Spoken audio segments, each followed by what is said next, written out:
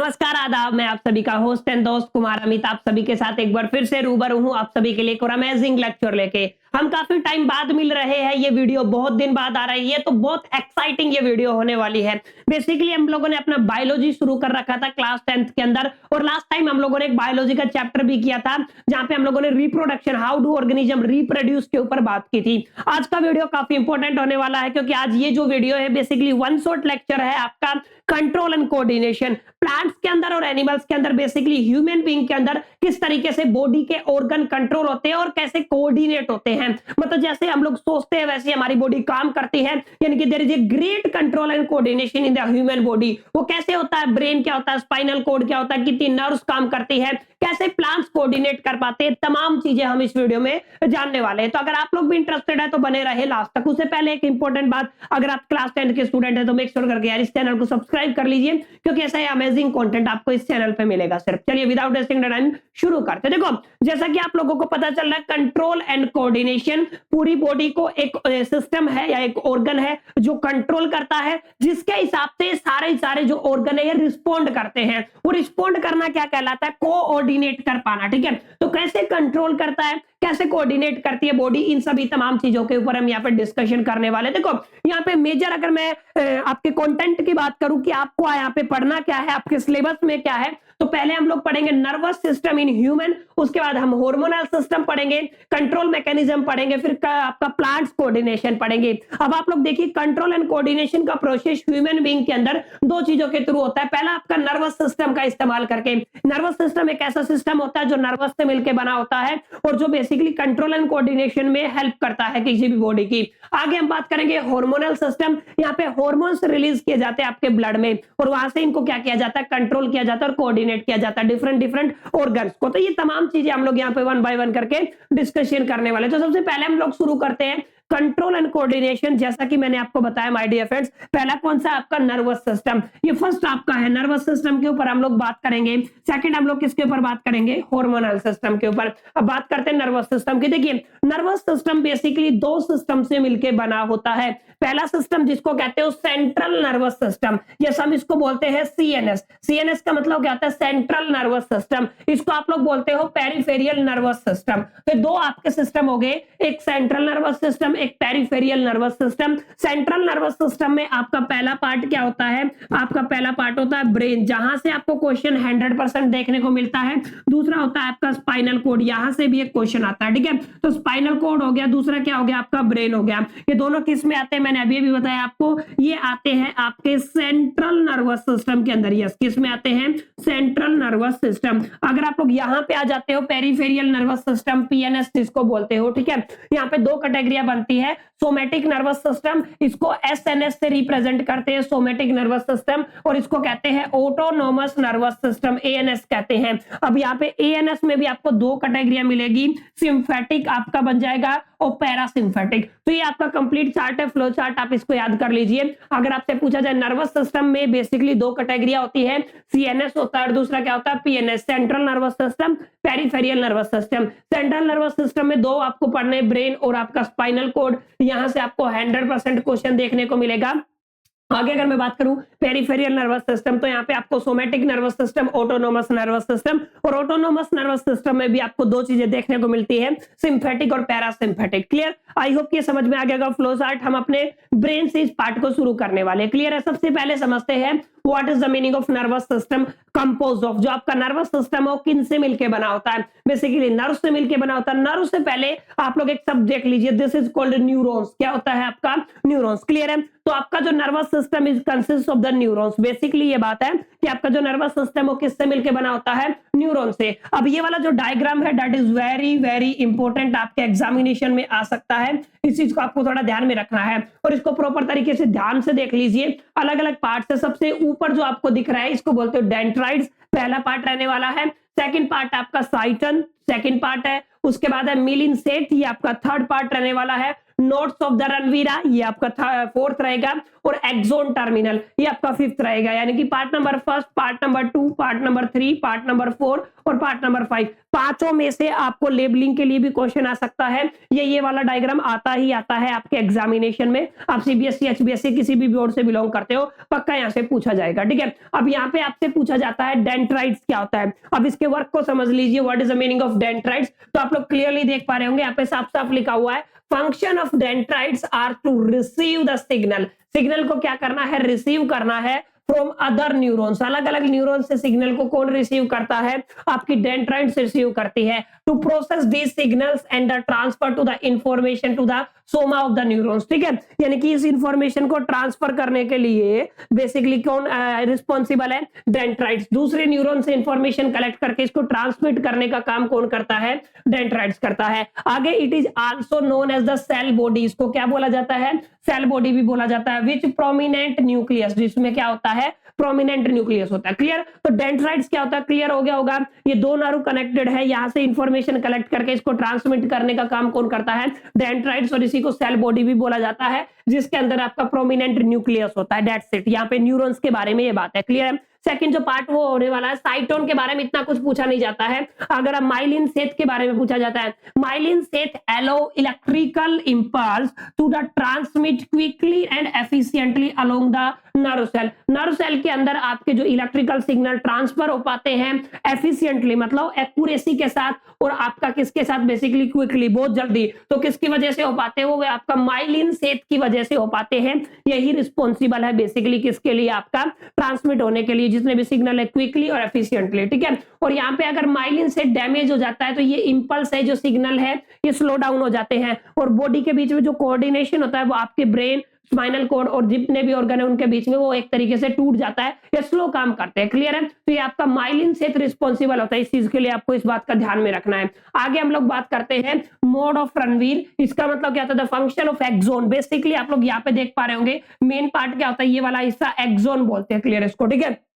Axon का काम क्या होता है, ट्रांसमिट इंफॉर्मेशन डिफरेंट न्यूरॉन से लेके मसल्स और ग्लैंड तक। क्लियर है, अगर ये इंफॉर्मेशन कैसे भी करके आपका मसल्स और ग्लैंड तक अगर जा पाती है, क्लियर है, तो क्यों जा पाती है, क्योंकि यहाँ पे क्या प्रेजेंट होता है, आपका एक्सोन। एक्सोन का बेसिकली यही काम होता है। ठीक है, the node of Ranvier allow the generation of the fast electrical impulse along the axon. ये इंपल्स फास्ट हो, इसके लिए कौन रिस्पॉन्सिबल है, node of the Ranvier. Clear है, ये आपको थोड़ा ध्यान में रखना। लास्ट है axon terminal. Axon terminal specialised है क्या, रिलीज करने के लिए न्यूरोट्रांसमीटर्स ऑफ द किसको कहते हैं, प्री सिम्फेटिक सेल। यानी कि ये जो आगे पढ़ेंगे, न्यूरोट्रांसमीटर कौन होता है, आपका टर्मिनल एक्सोन। यहां से इंफॉर्मेशन ली और यहां तक ट्रांसमिट करना। क्लियर है, तो ये पूरा किसका काम होता है, ये पूरा काम होता है न्यूरॉन का, और न्यूरॉन से मिलके ही बना होता है आपका न्यूरल नर्वस सिस्टम। क्लियर है, तो nervous system is a system that is help in the control and coordination in the brain, spinal cord and the different part of the body with the help of the neurons. Clear है, neurons में क्या क्या है, dendrites हो गया, साइटोन्स हो गया, myelin Seth हो गया, एक्सोन,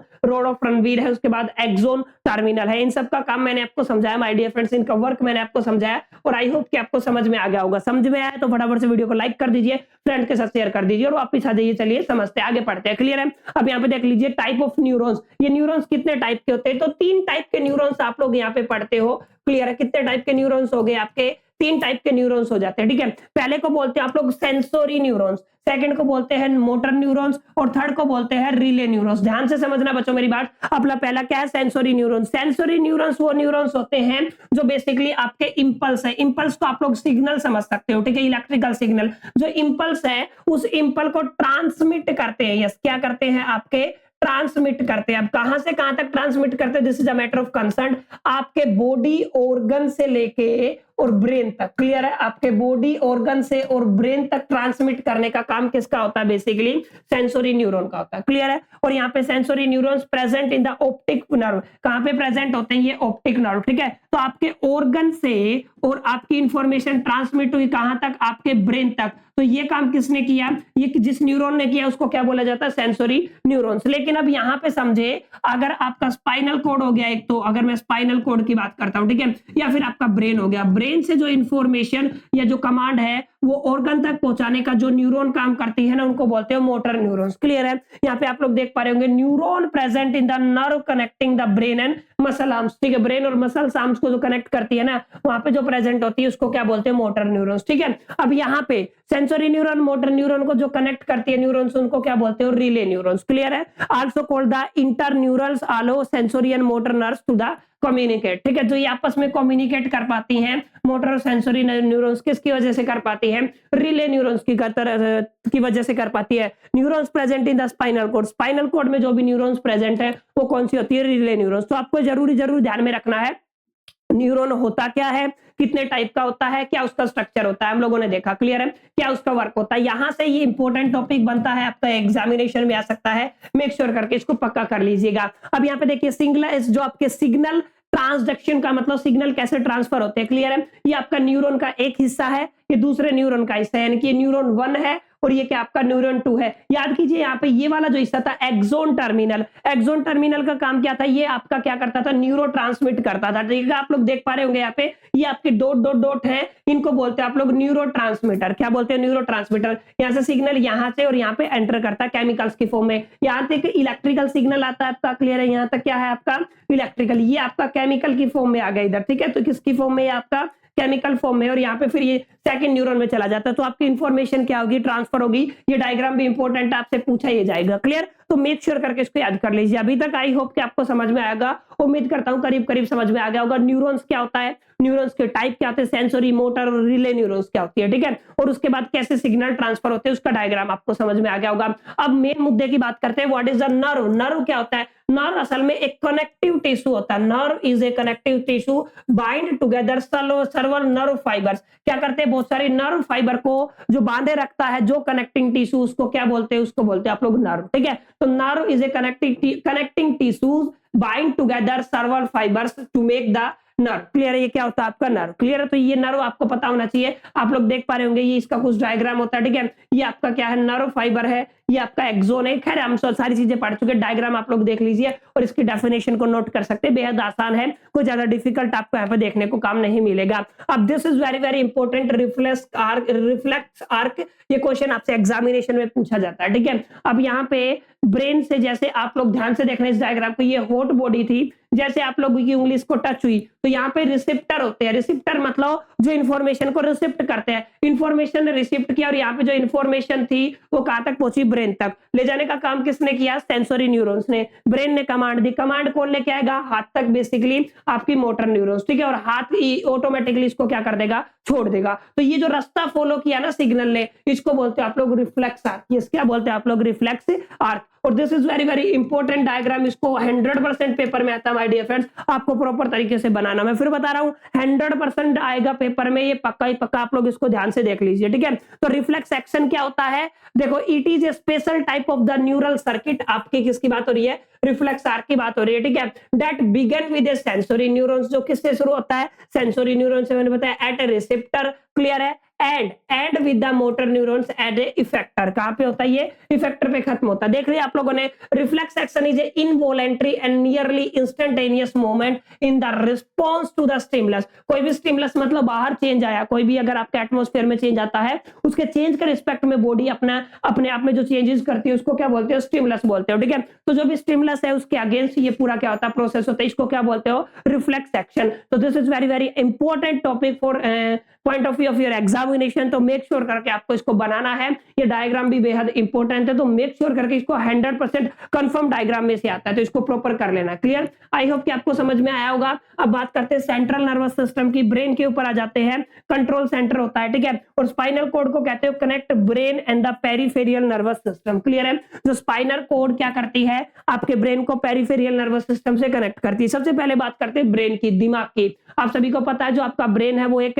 बहुत ही कॉम्प्लेक्स ऑर्गन होता है, जो डिफरेंट आपके पूरी कंप्लीट बॉडी को क्या करता है? कंट्रोल करता है। अब देखिए ब्रेन है ना, ब्रेन तीन पार्ट्स में डिवाइड किया गया है। पहला होता है आपका पार्ट्स ऑफ ब्रेन, ध्यान से समझ लीजिए, तीन पार्ट होते हैं, फोर ब्रेन, मिड ब्रेन और हिंड ब्रेन। यस, कितने पार्ट होते हैं? तीन, फोर ब्रेन, मिड ब्रेन और हिंड ब्रेन। अब ध्यान से समझने वाली बात क्या है कि जो ब्रेन का इनर पार्ट है वो मिलके बना होता है neural fibre of the neuron से, जिसका कलर होता है व्हाइट, इसलिए इसको व्हाइट मैटर भी बोला जाता है। क्लियर? तो इनर पार्ट किससे मिलके बना होता है? Neural fibre of the neurons, white in colour, that's why इसको क्या बोलते हैं आप लोग? White matters. आगे अगर आप लोग देखोगे, आउटर पार्ट जो है ब्रेन का वो मेड अप होता है cell bodies of the neuron, cell की बॉडी से मिलके बना होता है, ग्रे इन कलर होता है, दैट्स व्हाई इसको क्या बोला जाता है? Grey matter. क्वेश्चन पूछा जा सकता है। थ्री लेयर होती है ब्रेन के ऊपर, आपको तीन लेयर देखने को मिलती है, तीनों लेयर को हम लोग क्या कहते हैं? मैनिंग्स। ठीक है, ये क्या कहा जाता है? इसको मैनिंग्स। तो ये आपका बेसिक डायग्राम है ब्रेन का, जिसके बारे में आपको पता होना चाहिए। अब ये तीनों ब्रेन के बारे में आपको पता होना चाहिए, फोर ब्रेन, मिड ब्रेन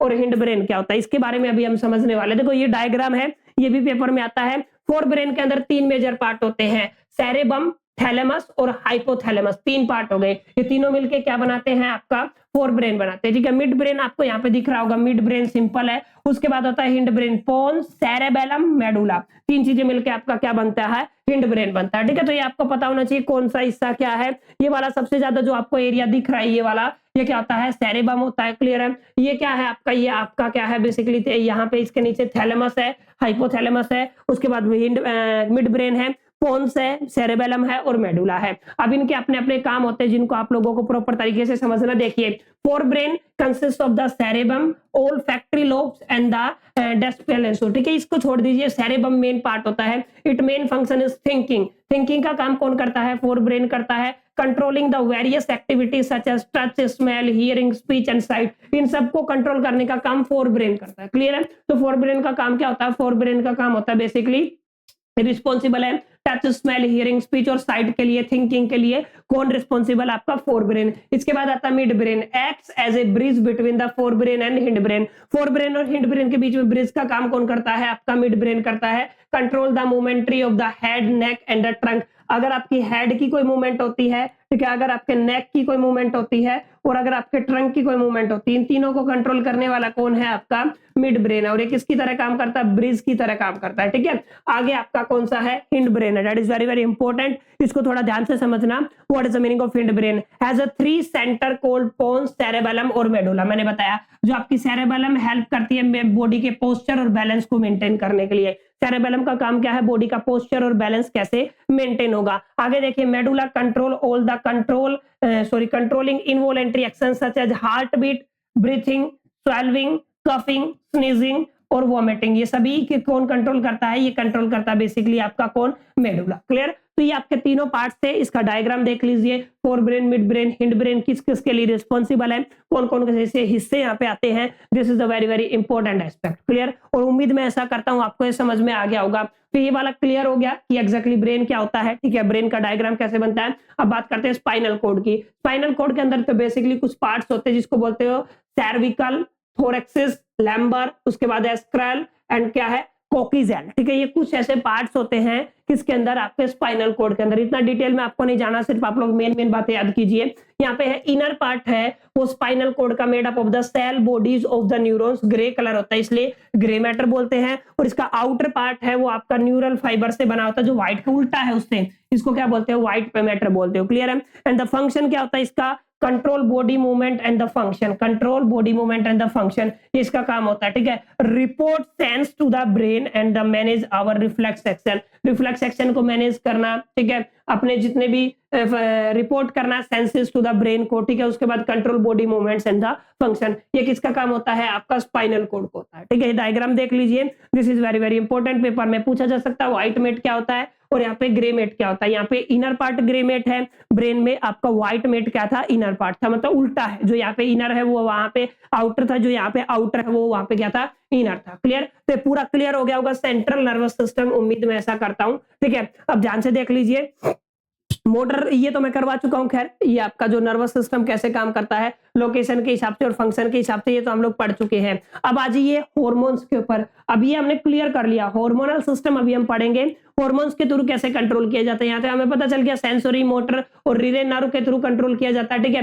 लेकिन अब मुद्दे की बात यह है कि आपका हार्मोन्स क्या होते हैं। हार्मोन्स ऐसे केमिकल सब्सटेंस होते हैं जिनको सिंथेसाइज करती है एंडोक्राइन ग्लैंड्स। ध्यान से समझ लीजिए, एंडोक्राइन ग्लैंड्स क्या करती है, इन केमिकल्स को प्रिपेयर करती है, बनाती है, सिंथेसाइज करती है, जिनको हार्मोन्स बोलते हैं, which are transmitted by the blood to the target organ. Blood में ट्रांसमिट कर देते हैं ताकि वो जो टारगेट ऑर्गन है उसको टारगेट कर सके। With they control the growth, metabolism, reproduction and the other function. Main बात यहाँ पे मैंने बता दी है। देखो पहला किसको कंट्रोल करते हैं, ये कंट्रोल करते हैं आपकी ग्रोथ को, पहला है, ठीक है, that is very important. Growth के बाद क्या है आपका मेटाबॉलिज्म है, दिस इज वेरी इंपॉर्टेंट, ठीक है। तो आपका क्या हो जाएगा, मेटाबॉलिज्म हो गया। उसके बाद क्या हो गया आपका रिप्रोडक्शन हो गया, इसको कंट्रोल करते हैं, एंड अदर फंक्शन और भी है, मेन यही है, ठीक है। तो ये आपको याद होना चाहिए। Endocrine glands are the ductless glands which directly secrete the hormone into the blood, ठीक है। इसको क्या कहते हो आप लोग, बेसिकली इंडोक्राइन ग्लैंड्स, ठीक है। अब देख लीजिए, इंडोक्राइन ग्लैंड्स में कोई ट्यूब नहीं होती, डायरेक्टली ब्लड में अपने हार्मोन्स को सीक्रेट करती है। Pituitary glands, thyroid glands, adrenal glands, pancreas, testis और ओवेरी, ये सभी क्या है आपकी इंडोक्राइन ग्लैंड्स हैं। अब यहाँ पे ध्यान से देख लिए, पिट्यूटरी ग्लैंड्स की कुछ डिटेल है, आप लोग स्क्रीनशॉट ले लीजिए, इसमें कोई एक्सप्लेनेशन वाली बात नहीं है, ये बहुत आसान से टॉपिक्स है, ठीक है। हाँ, पिट्यूटरी ग्लैंड्स कौन कौन से हार्मोन सीक्रेट करती है, ऑक्सीटोसिन, उसके बाद क्या है वैसोप्रेसिन, ठीक है। ये आपके दो हार्मोन्स है। ऑक्सीटोसिन क्या करता है, help in the ejection of milk during the lactation, lactation के टाइम पे इजेक्शन मिल्क कर निकालने के लिए क्या किया जाता है, ऑक्सीटोसिन जो भैंसों को इंजेक्शन दिया जाता है दूध निकालने के लिए। उसके बाद क्या है वैसोप्रेसिन,